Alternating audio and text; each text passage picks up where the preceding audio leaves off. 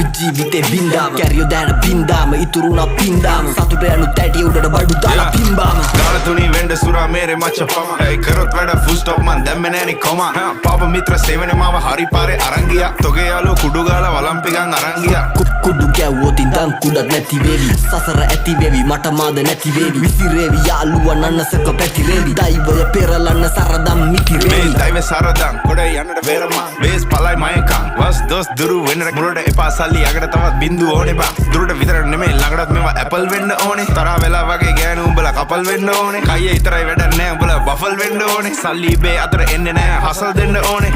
මුනුන්ට කියලා දීලා පුකක් දෙන්න ඕනේ